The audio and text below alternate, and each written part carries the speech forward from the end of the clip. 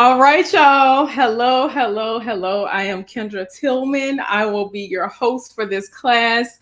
And yes, these are headphones that I am wearing.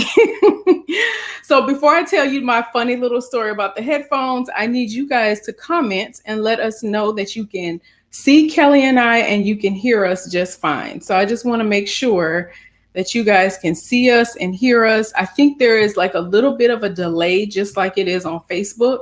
So I want to give you a chance to say something in the chat to let us know that you can see us and hear us. All right, all right, all right.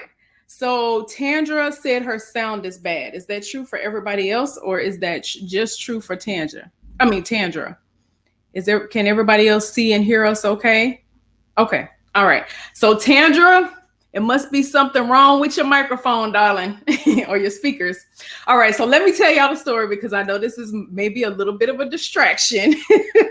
So this is a brand new setup. I have done so many. I would probably say at least 100 different types of webinars, but I decided that I wanted to use a new platform. And so with this platform, my microphone, I want to show it to y'all right here. So with my microphone, it requires me to stick these headphones in. So that doesn't matter. We're still going to have a great time. I'm excited about tonight. Thank you all for joining us. I am so excited about this. I cannot tell you how excited I am. I want to know, has everybody had a chance to take the poll? Like, is it visible where you guys can see it? Yes. Okay. I see that some people already voted. So if you will do me a favor, if you haven't already, we want this to be very interactive. This is not going to be some boring webinar where you guys just listen to me and Kelli go on and on and on for an hour. This is going to be very interactive.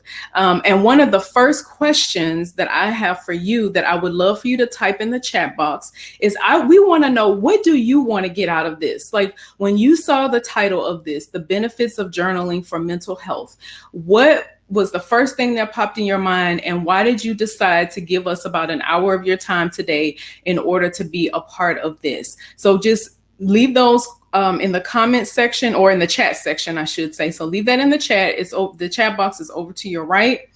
And then if you have a question, like as we start to kind of walk through the class a little bit, if there's any questions that you have for us, there is in the center of your screen below the video, right here below the video, there should be an opportunity for you to put your questions there. And the reason why we want you to type your questions in that spot is because that when you go back and watch this, you can literally skip ahead to the exact question that you had. Like, let's say a week from now, you're like, what did we talk about? Or what did they say? I had this question about such and such, and I don't want to watch the whole video. The cool thing is if you put your question right here, if you click on the button in the center, it will let you pop right back into that exact spot in the question when you go back and watch this, and for other people that are going to watch this later on. So again, welcome, welcome, welcome. We are excited to have you here. So what I want to do is I'm going to kind of give you the lay of the land for tonight's class. I'm going to tell you up front, we are going to tell you about books that she and I both wrote. That's the only thing that we're going to be sharing with you tonight in terms of something that you could potentially purchase. And the reason why we're going to offer these books to you is because, yes, it's great to be on a class like this, but think about it. This is only 60 minutes. There's going to be a lot more work that you want to do, and it's going to be good for you to have some type of resource and tool for you to use later on. So we will be sharing the books that we wrote with all of you, so you'll know exactly about those. But our plan for tonight is we'll both introduce ourselves in just a second, just give you more background and detail on who we are, why I thought that this was an important topic for us to talk about. Then I'm going to spend a little bit of time just interviewing Kelli, because she is a licensed counselor, and like you, I have lots of questions around counseling, and also where journaling fits in the whole process of counseling. Like, how does it really benefit us, and how does it reduce stress and all those other things that we talked about. Then I'm going to also give you some writing prompts. So we're actually going to do a journaling exercise right here tonight. this is something we're going to pause for a second, and everybody is going to participate in this to kind of just give us an experience of actually doing it. And then we will open the floor with any questions that you all have for myself or for Kelli about journaling, or just anything that you have related to mental health, coaching, counseling, whatever that looks like. We are open for those. All right, so let's dive in. So Kelli, tell us a little bit about who you are. Like, let's start this off by telling them, like, what is a day in your life like? Describe that for us. Okay, a typical day. I wake up, I have some quiet time. And then, I start my day. So on a typical day, I see clients between 9 a.m. and 5 p.m. So my first session is usually at 9. My last one is at 4 p.m. So I head to my office and I start my day of seeing clients back to back all day, trying to do notes in between. And then usually after work, it's paperwork. Or trying to do some form of self-care, or parenting my 15-year-old, and getting ready for the next day. So it's pretty bland, but that's not bland. That's not bland. So tell us, how did you get to this point where you decided that counseling was the profession that you would be the best fit for you? Okay. So, I only knew that I wanted to help people, and I didn't really know how. So I got my undergraduate degree in justice studies. I went to case management after that. And from there, I just worked with different populations. I started with the adults with serious mental illnesses. I went to children with developmental disabilities. And then I just kind of went on and on from there with different populations to see which felt like the best fit for me. I landed in a position with an agency in Arizona where I was going into the schools doing groups and classroom presentations around bullying, or kids who were going through divorce. And we just had a myriad of different topics that I would do, either small groups or classroom presentations. And I would do that for kindergarten all the way up through high school. And I felt like when I was with the students that I wanted to help them and their families more, but I didn't have the tools and the knowledge to do that. And it was actually in the middle of one of my own personal crises, that a friend called who I had gone to undergrad school with, and she happened to be in a program for counseling. And I had previously started a degree in public administration that wasn't the right fit. So long story short, I stumbled upon counseling, and it was like the perfect fit. I'm like, this is what I want to do. So that started my journey into the field of counseling. So tell me, what was your perception of what counseling is versus what the reality of what it is? Sure. So I had done some light counseling as a kid. My parents had gone through divorce. My mother had substance abuse issues. So I was familiar with some of it. Like, she had been in a program before. So I knew about like the living programs where we would have to go as a family and she would stay there. So I'd done some group counseling, done some individual counseling as a kid, but never, beyond that. So I guess what I understood is that you just go and talk to people about your problems. Yeah. Pretty simple, but yeah. And is that what it is?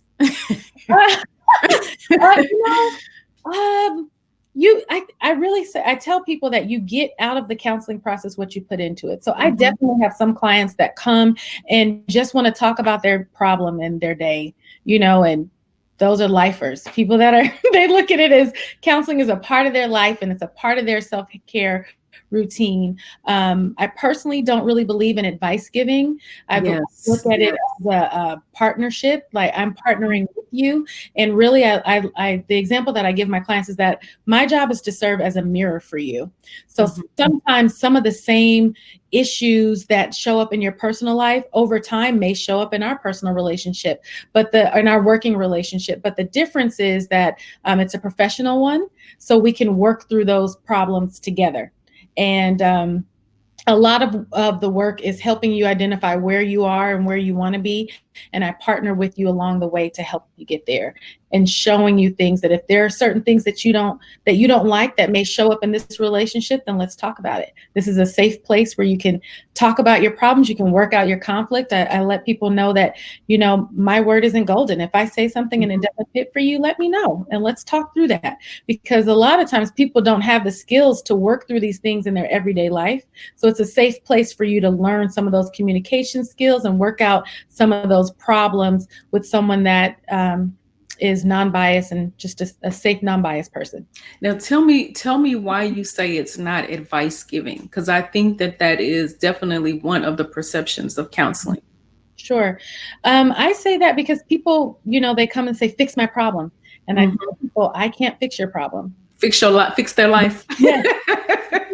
I can't fix your life. And even if I were to tell you exactly what you need to do, you're not going to do it anyway. And then I'm going to be frustrated because you're not doing what I'm telling you to do. So then I'm working harder than you are. So it's best if we help you identify what the problems are and help and give you the tools to fix your own problems. I mean, that just reminds me of the saying that if you teach a man to fish, I don't know exactly, but you know that for a day. And yes. Yeah. If you give a man a fish, he'll eat for a day. If you teach him to fish, he'll eat for a lifetime. Yeah. I totally believe in that type of response. And I feel like that's honestly what has actually drawn me to coaching, because coaching also is not advice giving. I know a lot of people think that it is, because a lot of times people are going to consultants, they're not going to coaches, and people are just calling it coaching. And coaching is also more about asking you questions and providing the space for you to have all these questions without somebody trying to tell you what they think you should do. And that's why I think that for some people, I've had experiences where when I've worked with people where they actually need a coach and a counselor. So let's talk a little bit about, what do you think the difference is between a coach and a counselor? Well, let me start by saying that I have a coach and a counselor. So I, definitely tell people that there are different, and I've referred clients to coaches as well for specific things. So when I think of life coaching, I think of someone that will help you really walk through the mundane steps of just really like partnering with you. I'm going to partner with you and work with you on maybe deep rooted things.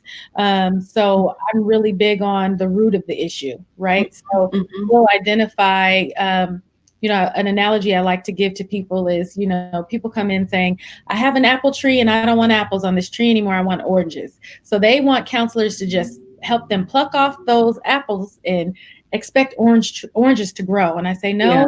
And if you want an orange tree, then we've got to dig out the root and plant an orange tree. And so that's some of the work I will do. So that's looking at childhood, just childhood experiences, maybe patterns of behaving and of how you kind of got in this place how you got in this situation in the first place, or how things came to be this way in the first place, and giving you those deep rooted resolutions, I guess.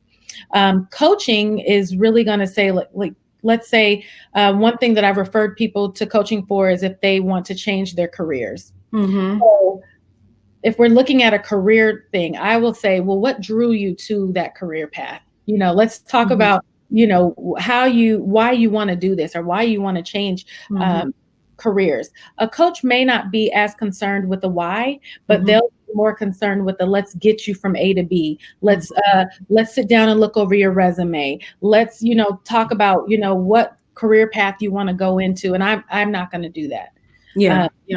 I don't want I think that coaches, they help you look forward. Like, there's this bigger vision you have, and you're here right now. How do I move forward? And sometimes the reason why you need counseling is because you can't move forward to that bigger vision because there's things in your past that are keeping you held back. I mean, we all have things in our life that can actually try to hold on to us and hold us back. Like, if we've made mistakes, if we have had some, failed relationships. But there are some things that, like you said, until you get to the root of those issues, you're never going to be able to, like, you're going to feel like you're like on a hamster wheel. Like, I'm just running in place. And I feel like the coaching relationship is there to to like champion you, to be your cheerleader, to help you see the potential that maybe you don't see in yourself. That is a big part of what coaching is about, is helping you realize the potential that you have. And I think that counseling, a big part of that is helping you get to the root core issues of what you're dealing with. And so that's why I think there's such a perfect way to be able to support someone, for them to be able to work together. And that's why I thought you would be perfect for us to talk about this, because I feel like the science behind why journaling is beneficial for us mentally. And then I'm just going to be like, yay, do it, journal, let me help you, let me support you. And yeah. So I want to share too, just a little bit about myself and the StrongHerMe brand. So basically what we do is we create content and learning experiences for Christian women who are hungry for mentors who can help them translate their vision for personal and spiritual growth into an actionable plan. And everything that I create, everything that I do, it always goes back to that particular mission of creating these experiences that are going to help mentor you. And at the end of the day, you're going to have some type of actionable plan that you can take. And we are right now working on our website for it to be more of a personal development hub for the Christian woman who's ready to take risk for her divine vision in the midst of her normal life. So maybe there's this really grand vision that God has given you, and you're ready to take the risk, but sometimes you feel afraid and you feel fearful of how you're going to move forward. And we can be there to support you with that. And so the reason why I wanted us to talk about journaling tonight, because I think that journaling is a tool that is underutilized in terms of our personal growth. I actually brought with me, because I wanted to share this with you all, I wanted you to see that I still have the very first journal that I wrote in. The date in here is from May 3rd, 1998. So this journal is 21 years old. And what was going on in my life at that time was I had been married almost a year. So I got married on May 17th, 1997. And in the first year of marriage was rough. It was hard. And it was hard because you don't realize how much baggage you bring into a relationship, even when you really, really like the person that you are married to. And so there were like so many things that it just, like, my mind and my heart, it just felt like a lot of chaos. And I honestly don't even remember why I started journaling. I just know that it was on my heart to get one. And I have literally been journaling ever since. Now, I was way more consistent, in the early years of my marriage and in the early years of raising children than I am now. But it has definitely been a habit. It's been a practice that I do. I have an actual journal that I use for when I'm reading the Bible. I have a journal where I will sit and I will meditate with scripture, and I will journal about the scriptures that I wrote.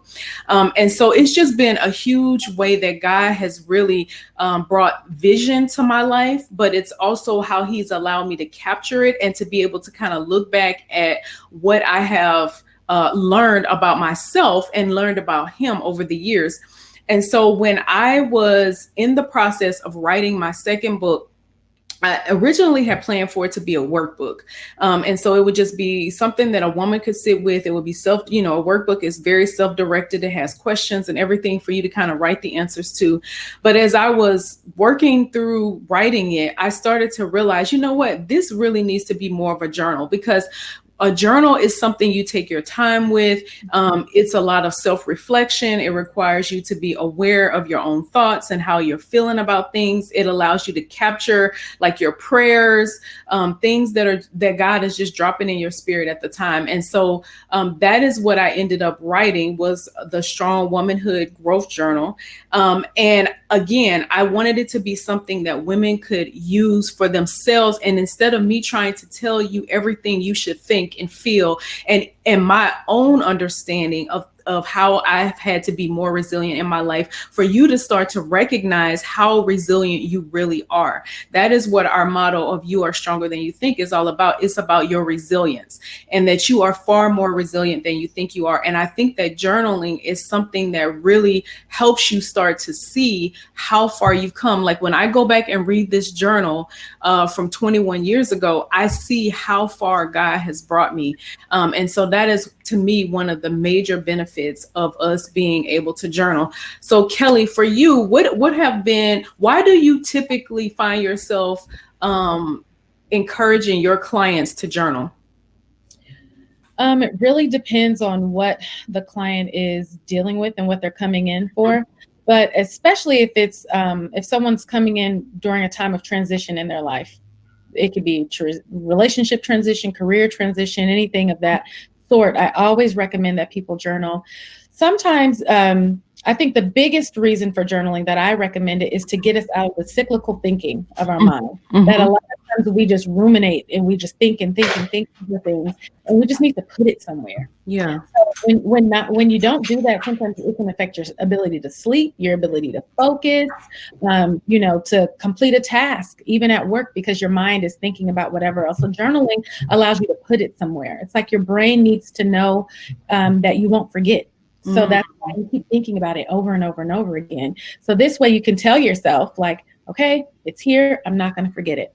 So that can look a myriad of ways. That can be bullet journaling, which is a new style of journaling, just kind of putting things down. That can be reflective journaling. And sometimes that's good too, especially, like I said, during those times of transition. There was a period of time in my life where I was going through a big transition in my life, and I was really upset and angry about it. And I had an angry journal. And all my anger, I only put angry things there. I keep multiple journals for multiple things. And some of them I like to go back to, and some of them I don't, because sometimes it's just to get it out. And then, it's not always appropriate to talk to other people about some things. So sometimes it's good to put those things in your journal too. So it just really depends on what the client is dealing with. Sometimes people come in and they have a hard time being able to track what's going on. If I say, well, how's the last week been? It's like, well, I knew it was a rough week, but now that I'm here, today's a good day, so I don't know.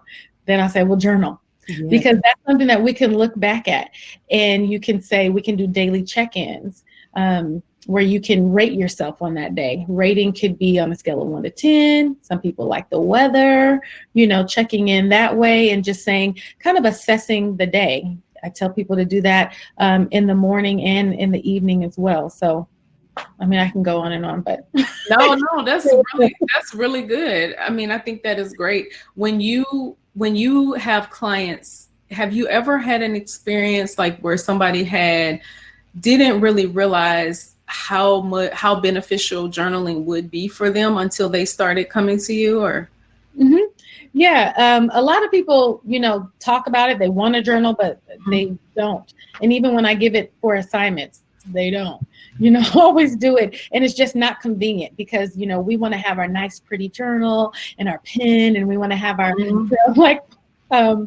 I think it's Jimmy Fallon, who I've mentioned to you before, does the whole and the music's playing, and you're like, dear journal. And we think we have to have like the mood set right there. No. Sometimes we just, like I said, you need to get it out. I will journal in my phone. I will just, I have a notes tab in my iPhone, and I will journal sometimes if I just need to get something out and put something there so that I stop thinking about it and I can go on with my day. I'll jot it down. But yes, a lot of people, I don't think that I've had any person that committed to journaling that didn't find a benefit in it, at the end. But I also tell people not to stress over it, because then it can become its own form of stress. Like, oh, I forgot to journal. Just do it. Don't stress over it. If you forget a day, that's okay. It doesn't have to be every day. It doesn't have to be, every morning and every night. It's as long as it's serving a purpose. Yeah. I really liked what you were saying about the fact that journaling really helps kind of like ground people when you get kind of stuck and feeling like you're moving. Because I know for myself, I can experience anxiety sometimes. So for example, I host an annual women's event, a women's empowerment event, and I can distinctly remember, like, this happens every single time when the event is approaching. Just my nerves creates a lot of anxiety, and I remember, like, literally laying in bed feeling like I was, like, like drowning, like trying to catch my breath and get above water, like drowning in anxiety. And I had to get up out of my bed. And first of all, I had to make some confessions out loud. And then I had to write down, like literally write down all my fears, like, what was coming to my mind and my heart about, like, the fear of, like, nobody's going to show up, or there's, people aren't going to, buy a ticket, and then I won't have enough money to pay my speakers, and like all the different fears that I was having. Like, I literally felt like I was, like, drowning in them. And it's like when I just got it out, I felt so much better. And of course, I was meditating on scripture as well as a part of that. But even, like I said, even just getting it out and putting it on paper, it made me feel so much better. And then I was able, every lie that was coming to my mind, I was able to, like, put a promise next to it. Right. Yeah. Do you feel like there's ever a time where journaling is not a good idea for someone? Like, is there any situation where it might not be a good idea? Well, before we do that, okay. I know what you were saying. So yes. As you're talking, I'm like, yes, that's perfect, because that, people don't realize that anxiety is fear-based. Yeah. So when we say, when we talk about anxiety, and I ask someone, okay, well, tell me that it's fear-based. Tell me what you're afraid of. They're like, I'm not afraid of anything, because sometimes we don't think about, we don't associate fear. We associate fear with being afraid of something, danger, something going to hurt us or harm us. But just like you said, it's sometimes it's those thoughts. No one's going to show up. Those things, that's a fear. And we always fight fear with fact, right? And so the fact of it is, then once you identify the fear, which is why writing it out can be helpful. Once you identify the fear, then you can say, well, what's the truth of the matter? Well, the truth of the matter is, even if no one shows up, which probably it's not going to happen. My family, I know my sister's going to be, you can name a few people that would be there. But even if nobody shows up, then what else can you say went well? Or, well, at least I know what I did wrong, right? I know what to do better next time. So we always identify the truth of the matter and focus on that. And then the other thing that I tell people to do is to create positive affirmations. Now, for Christians, I tell them to do that very thing. How you create a positive affirmation is you take the fear or whatever it is that you don't believe about yourself, the lie, and you do the opposite of it. And then you find a scripture and you change that into a positive affirmation statement. And that's what you speak to combat that fear. And writing those things out can help too, because again, we forget. And then we'll identify it, and then we'll completely forget, and we'll find ourselves back into the cyclical thinking, beating ourselves up. But if you have it down somewhere, like in your journal, then you can always look back at it and focus on what the fact and the truth of that fear is to fight that thought. Yeah. And I will actually go back sometimes, because, the way fear is, like, you can feel like you've conquered a fear, but then, like, maybe you move on to a new season of life, that fear will come back in a different way, right? It'll be the same thing, and I will go back and read things that I've written to remind for the current me. Something the old me wrote will be a blessing to the new me, the current me. So along those same lines, what I do in my journal, sometimes to somebody else it would look like a mess, but it makes sense to me.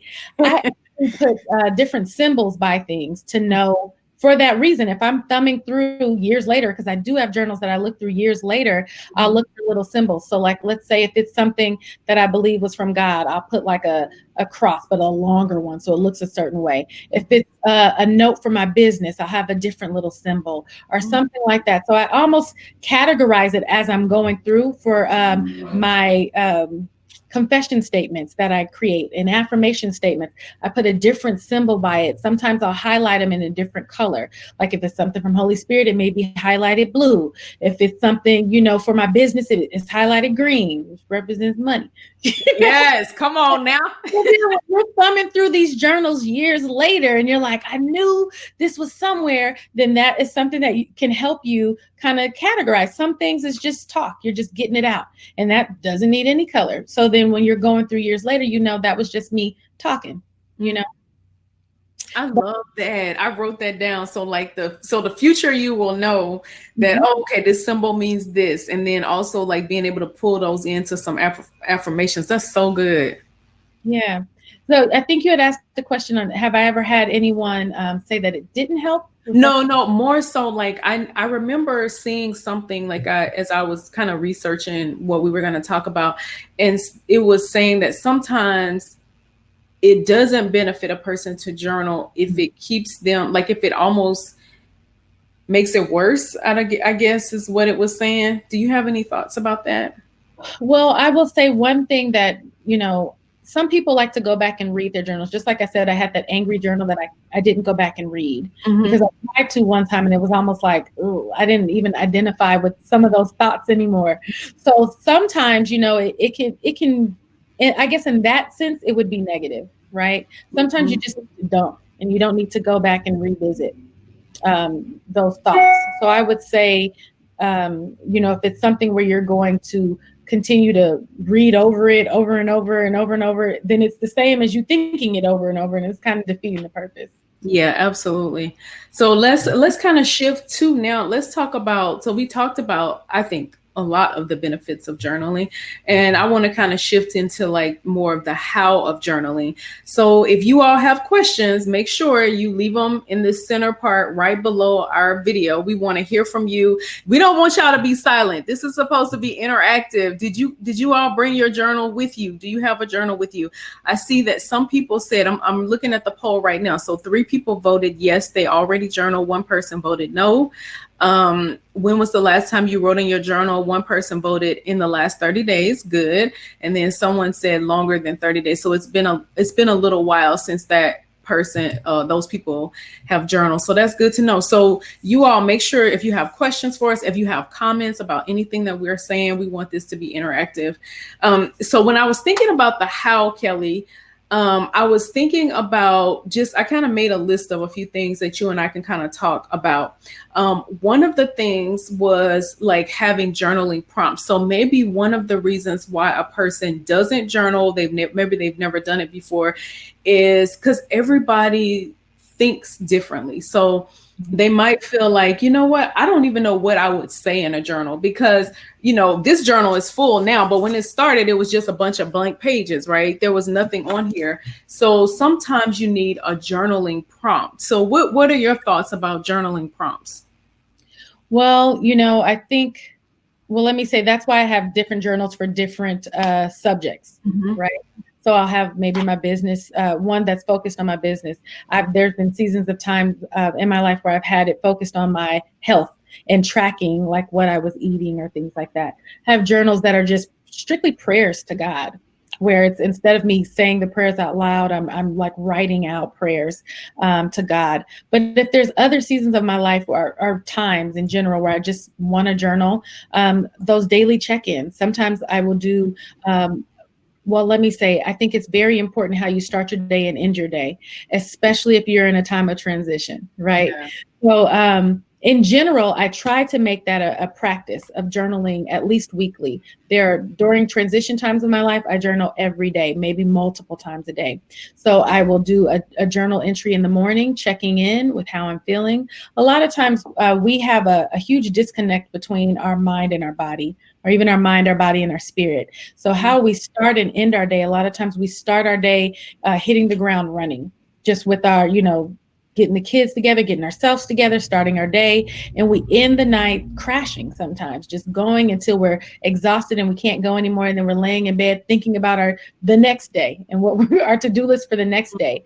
So journaling can really be a form of self-care, a form of centering yourself, starting your day in a more peaceful, reflective day.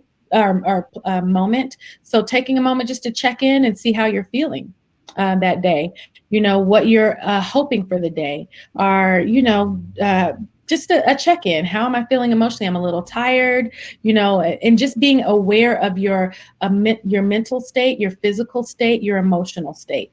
You could even do that mentally, emotionally, physically, and do a check in. Your check-in could be as simple as a number scale. It can be as expansive as, writing sentences and then doing that same thing at night. So I think that, and sometimes writing prompts can help if you don't really know what to say, or just at the end of the day saying how the day went, what went well, what I want to work on for tomorrow, and the same thing in the morning, what I want to accomplish for the day. So I think it really, I would say how you journal depends on the purpose and intent behind your journaling. So really depending on the phase of life that you're in, or what you're kind of wanting to use the journaling for. Awesome. I want to actually have us do an exercise right now. So, a journaling exercise, and this is a writing prompt, right? So this is a prompt that I want you to use. So, this prompt is brought to you by the Strong Womanhood Growth Journal. So, what I want you all to do, I'm gonna give you a second to do it. So hopefully you brought your journals with you. We wanted you to bring them with you because, like we said, this is not a boring, stuffy webinar. This is an interactive class. We want you to pretend like you guys are sitting in the living room with me and Kelly and we're having a conversation, okay? So I want you to pull out your journal, whether that's a notebook, whether it's a fancy, cute little journal like the one I have, whatever it is, a piece of paper, whatever it is, we want you to do this exercise, okay? So I'm gonna give you a second to get ready. I'm gonna put my timer on because we're gonna time this. I need some music. All right, so I'm pulling out my timer while y'all are grabbing something to write with. And I think we'll probably do this for like 3 minutes. I think that's a good amount of time. Okay. So I have some questions for you that I want you to consider. And this is gonna be very simple. So this journal, this is a prompt. So I want you to write a quick note to your future self, okay? You're going to describe a recent storm in your life. So a storm that's happened recently in your life. How has that storm influenced the way that you see God? How has it influenced the way you see yourself? And how can you encourage your future self through the lessons that you have learned through this storm? So this note is for the future version of you. You're going to describe a storm, how the storm has influenced the way you see God, how it's influenced the way you see yourself, and you're going to encourage your future self through the lessons you've learned through this storm. And I'm going to start the timer, and I'm actually going to drop these questions in the comment section just in case you're like, wait. Okay, so we're going to go ahead and start, and I'll give you a minute to do this.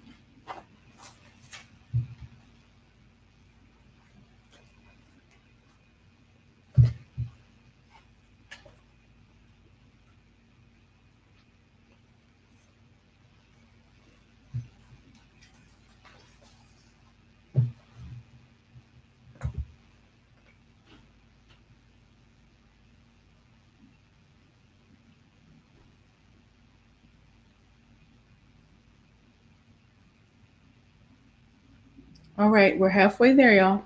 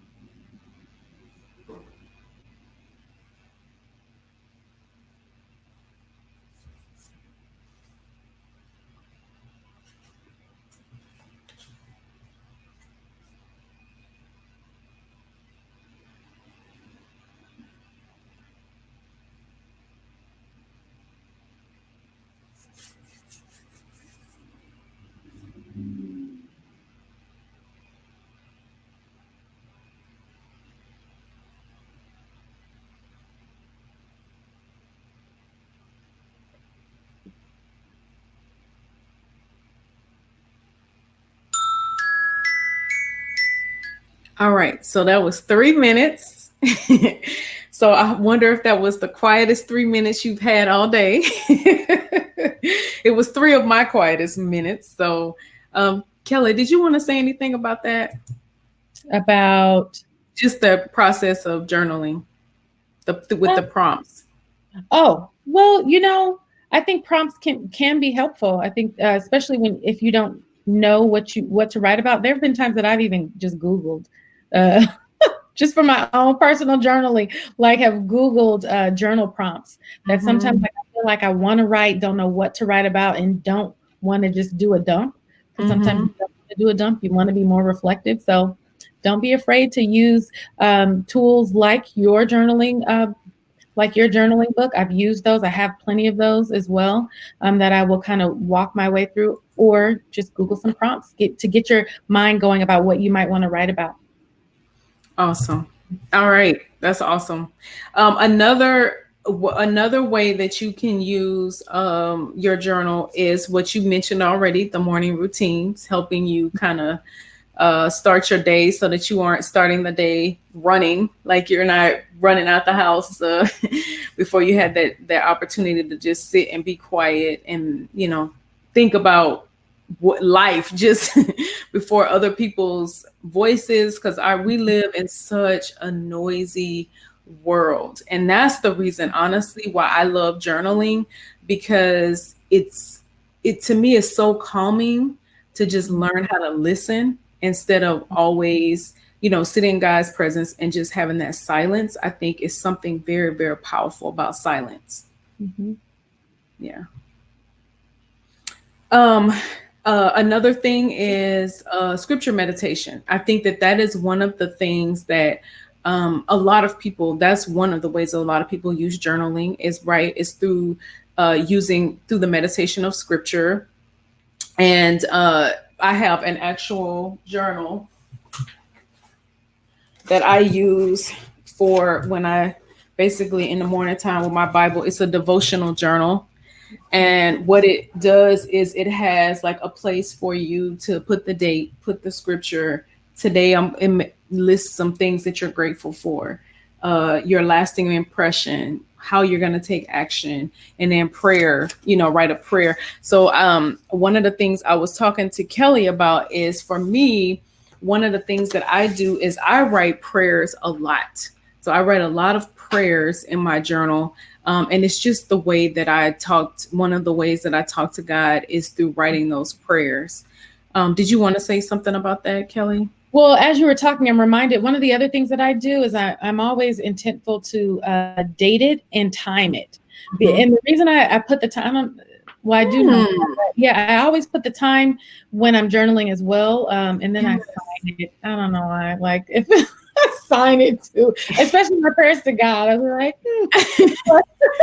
like, with the time, I think it's important, especially when you're doing the if you are going to look back, or if you're doing the check-in, it can just kind of help. And maybe that's the clinical side, doing the assessing, to see like what your thoughts and what your thought patterns are like, what you're thinking about at certain times of the day. So if you do go back, you can say, so when I get up in the morning, or when I journal early in the morning, do my weeks flow better? When if I journal at night, do I sleep better?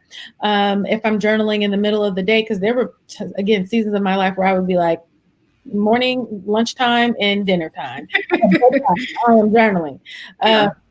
But I always put the time, because I think that's the counselor in me that's always like, well, let's look for patterns here. Like, what are you noticing about how you're doing, either mentally, emotionally, spiritually, or otherwise? If there's unrest, or if there's times where you feel really sad or down or anxious or whatever, what can we look for? How much sleep are you getting? What time are you journaling? What time of the day are you getting up? Because if I'm doing a journal entry at 2 a.m, then I'm not sleeping. But if I'm doing that's why you put the time. That's why you put the time on yours. But if I'm doing one at 5 a.m, if I'm doing one early in the morning, then that lets me know, so I'm consistently getting quiet time. Because if I'm up between 4:30 to 6:30 a.m, I'm usually having quiet time with God or working out.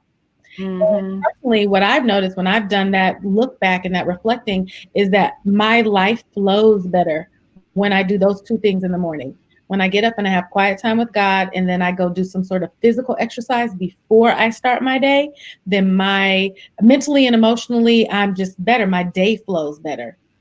So that's a way for me to check too, of, just how I'm doing. If I'm looking back and trying to figure out like, well, why am I down, or why am I feeling more anxious, or why, whatever else, those sorts of journaling, being able to go back and say, this is what was going on. And then even looking for consistency. So there will be times, like I said, where I'm journaling multiple times a day. And then there may be months where I'm not journaling at all. And if I'm seeing a journal entry, well, there's one journal entry, and 3 weeks later, there's another one, and a month later, there's another one. And all of those journal entries are like, oh, I'm complaining about something, or I'm sad about something, then what, again, am I connected? What's my mind, body, spirit connection? Am I taking that quiet time in the morning, or am I just on the go? And when we're on the go like that, then again, we may experience more of those other symptoms. And this is something I say a lot, so I'll just say it here too, that if we spend too much time looking forward, so in the future focused, so the what ifs, then you will experience what we would say are symptoms of anxiety. If you spend too much time, or the majority of your time, looking back, woulda, coulda, shoulda thinking, then you're going to experience what we might say are more symptoms of depression and extreme sadness. So the goal is to be present, to be in the present moment, because that's not either past focused or future focused. In the present, we can only focus on the here and now, which is in a space and time that we can control. We can't control what is going to come, and we can't control or change what has already happened. We can control the here and now. That's so good. That's so good. Yes, that makes perfect sense. So if you spend too much time focused on the future, that's why you have anxiety. Yeah. Because I can't do anything about the future. So just, the what ifs, if you find yourself in the what if this or what if that, again, that's anxiety, future focused, fear based, because I can't control it. I don't know what's going to happen. And the woulda, coulda, shouldas is, looking back with regret, can't control or change those things. All I can do is be sad about what happened. So, then I'm depressed. So are you saying that with our journaling practice, we should try to make sure that you kind of stay in the moment instead of? No, I'm not saying that. I'm saying, I think what's more important is, if you were to look back, I'd always date. I really recommend that you date it, at the very least date it. But I also always put the time. And sometimes I will even put my start and stop time, just how much time I am spending. You don't have to do that. That's just probably me. Yeah. Too analytical, but I think it can be helpful just for you to do some reflecting and noticing patterns. Like I said, if I can look through my journals and say, if there's a year like last year, I think in 2018, well, maybe the later part of last year into the beginning part of this year, I didn't journal as much. And I just am able to correlate. If I'm not journaling, that means I'm not spending that quiet time. That means my life is in either one of those spaces, either more of an anxious and depressed thinking, which doesn't always mean clinical, depression and clinical anxiety, but just more of a fearful state or a worried, stressful state. Got it. That makes perfect sense. And there's one thing that you actually made me think about. So one more aspect of that, the reason for journaling or the how to, is that it becomes a form of accountability. Like when you were saying how you put the dates and then you can go back and see what the patterns are looking like. Or one of the things you and I talked about before this broadcast is the fact that a lot of times the reason why you're taught to, track your food or track how you're spending is a way for you to know, oh, I'm eating more than I thought I was, or I'm spending more than I thought I was. And there's something about writing that down where you have to be honest with yourself. Yeah, absolutely. And then even thinking about those prayers, right? So we talked about things that we're believing for from God, or that maybe God said, and we can go back and track. I just started another journal that I'm like, this one is only for answered prayers. So because so many times, we think that God isn't moving in our lives, and it's not that he ain't moving, it's we're not tracking. He answered those prayers, but you're happy because he answered it, so you don't even realize he answered your prayer. So, being able to look back and say, oh man, when I wrote this prayer out to God and I asked for such and such, he actually answered that. So I would go through from my old journals before I started this one, I would go back through and put like a star or something and check it off like this was an answered prayer. So that helps us too. That can help you build your faith muscle. We feel like God isn't answering prayers, but he is if we track it. And you got a whole record of it. Yeah. Mm-hmm. Yeah. I mean, think about the Bible. The Bible is a record of who God is and his promises being fulfilled. And And same thing with goal setting. Every year, most people create these New Year's resolutions, and we create them. We write them somewhere. Maybe we may do a vision board and that's it. But are we actually, tracking our progress on them? So going back to your point of accountability, you can use this journaling in a myriad of ways. Awesome. I love that. So we've talked about like different kinds of journals too. So there's like gratitude journal, answered prayer journal, angry journal, bullet journal, goal setting journal. Like there's all different kinds and forms for us to be able to journal. And so I hope that we have been able to really address what you all had in your hearts and minds around journaling. If there's questions that you still have, again, you just leave your question right below this video and we will happily answer that for you. You can also, if you have a comment about anything that was said, make sure you leave a comment in the chat box. We want to make sure that we address whatever it is that you wanted to be able to, that the reason why you got on this class today is that you had a certain thought around journaling, that maybe there was something, hopefully maybe this is even the motivation for you. Like this is like, okay, I'm finally going to start journaling. I'm going to start today. I'm going to go buy me a notebook from the dollar store, because it doesn't need to be expensive. And they even sell journals at the dollar store. But whatever it is, we want you to take action on that. So Kelli, as we wrap up, as I said previously, I want to make sure that you guys have some tools again. So Kelli was recently a part of a collaboration for a program called Platform for Purpose. And in this book, she has actually written an actual chapter in the book. And do you want to say a little bit about this book, Kelli? It's called On Purpose: Practical Strategies to Live Your Best Life. Yes. So there are 17 of us, 17 authors that have come together and put a chapter just speaking about how to live your best life from our area of expertise. So my chapter talks about living your best life, focusing on mental, emotional, and spiritual wholeness, which is just kind of my staple. So I give very practical tools on living on what that looks like. So for the mental wholeness, I talk about combating those anxious and depressed thoughts, thinking patterns. So it's just some simple tips on how to start that process, not an exhaustive list, but some simple tips. Emotionally, I focus that area of the chapter on relationship communication. It's geared towards marriage relationships. I do a lot of couples counseling, but those skills and tips that are included in that section can be applied to any relationship. And then spiritually, how to address your spiritual wholeness. So I talk about learning to rest. And one of the tips that I do give on that is journaling. So it's definitely worth checking out. So you can always go to my website. It's just centeredlivingcounseling.com. And if you scroll on down, then you'll see a link on purchasing that book. Yeah. And I even put that little button that's right below this video that says order on purpose strategies to live your best life. It'll take you directly there. So it makes it so easy for you to do that, to get started. So, and then my book, The Strong Womanhood Growth Journal, you can order this on Amazon.